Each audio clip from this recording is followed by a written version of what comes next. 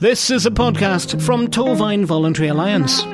Hello, I'm Patrick Downs. Welcome to Word from the Third, where we'll be taking a look at all the big stories and news from the third sector here in Torfaen. Joined today by Lowri James from the Eden Project. Now, tell me about the Eden Project itself and the big lunch and what exactly that's all about. Yeah, so my name's Lowri. I work for Eden Project Community. So we're kind of the community outreach arm of the Eden Project down in Cornwall, but we're based across the whole country, and I have the privilege of working across Wales, which is very lucky. The idea for Eden Project Communities is kind of to connect communities, like just bring people together, and because we know that we've got evidence that shows like when people connect and people come together, their communities improve and things get better and people make places where they live better. So that's kind of how we started with the idea of the big lunch. So yeah, we're the people behind the big lunch. People may have heard of it or may not. It might be a brand new thing to them. But the idea is the big lunch is all about bringing people together to share some food and fun. We've been going for 10 years. Obviously, it's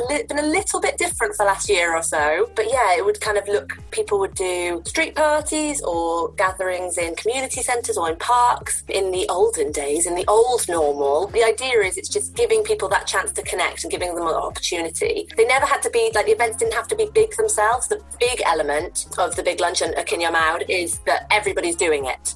So it's always happened on the first weekend of June, an opportunity for people to get together, really. So you talked then about the old normal and now in the new normal. How does it work during COVID times? We've really adapted what we're doing, and I think everybody has, really. Everybody's gotten used to working in different ways. So the big lunch is still happening this year, and it actually happened last year. We had a virtual big lunch last year, but this year people are telling us that they're doing it online, they're doing it on the doorstep, they're doing it over the fence, whatever way kind of suits them. But I think it's like over the last year, there's been an amazing community response to the crisis. Like, everybody's just been pitching in to help each other. Neighbours have been looking out for each other and, picking up prescriptions or shopping and actually just being there for each other. So in a way, we're seeing the big lunch this year as a kind of an opportunity to say thank you to everybody. I've had people telling me that so some people are doing it online because that's how they feel comfortable. I'm surprised by how many people are telling me they're going to try and do something, at a social distance this year, obviously following government restrictions and guidelines. But yeah, we're having some amazing people coming through saying they're going to do picnics together where they use the picnic blankets to social distance. I've had a group that used to do a street party saying they're going to have tables outside everyone's front door and on their drive. And also, tables help you do social distancing as well. So I feel like there's a real appetite for it this year. I think people they're kind of looking for something to look forward to. And as we're gradually coming out of lockdown, people kind of need that, I think. We've missed each other. We've missed socialising with each other. What difference do you think it makes in a community? First and foremost, I think it gives people permission to do something. I think it's that kind of...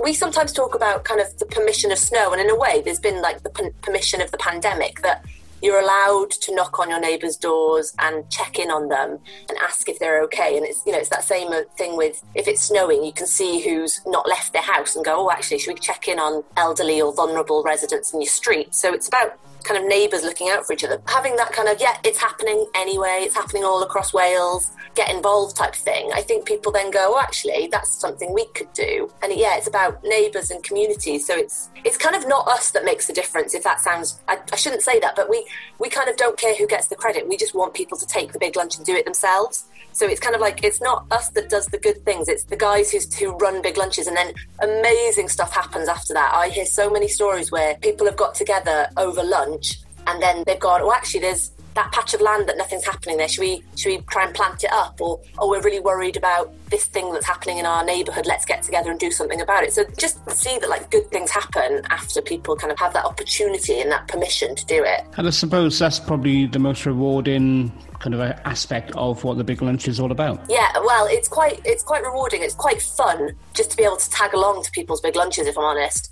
So this year I won't be going to anywhere. I'll probably just be joining some online and seeing photos, which I'll be a bit gutted about because I will miss the cupcakes. There's quite a fun element of being able to turn up to, because I get invited to a lot of people's big lunches, which is really lovely of them. There's just cake everywhere. But yeah, no, I think actually coming back to what I was saying about being able to see things grow out of that small get together, that kind of people going from maybe saying hello and doing a wave to your neighbours in your street. Like, I moved not long ago, but I was living in a flat, and actually I barely saw anybody because we weren't able to sort of meet up at all. And you might have said hello to them, but you didn't know who they were. Whereas being able to like sit down and talk to each other, whether it's at a social distance or it's virtual or whatever, gives you that chance to talk to people. When I moved to this house, I ended up finding out that my 80-year-old neighbour had done a skydive. And I was fascinated, and I was like, right, I need to go and do a skydive now. I'm missing out. She did it in her 70s as well, which is amazing. But seeing that kind of, people taking that next step, and whether it's taking on another community project or just knowing each other better, making friends and having fun rather than just having that sort of not knowing each other, that's, but really rewarding. Now, if I was a genie and I had a lamp, I could grant one wish for the big lunch, what would that be? Oh, well, I could say something about just cakes everywhere, but that might be a little bit dull. I think for us, we really want the big lunch to be like a national day. It's kind of like we have religious holidays where everything's closed and everyone gets together and it's all about family and friends. It's a little bit like a Thanksgiving Day, but if we could have that like the first weekend of June, everybody stops and just goes, we're all getting together wherever we live, putting time towards the people we live amongst, because you can't choose who you live near, so you may as well get along and get to know them. So if that was having that kind of national day of Thanksgiving for neighbours, I guess would be amazing. Now, how can people get involved with the big lunch? People can get involved. We've got loads of information on our website, which is thebiglunch.com. We've got kind of starter packs that are free and bilingual, so you can grab those and you can order those either through the post or you can get a digital pack, and that they give loads of tips on like how to get started.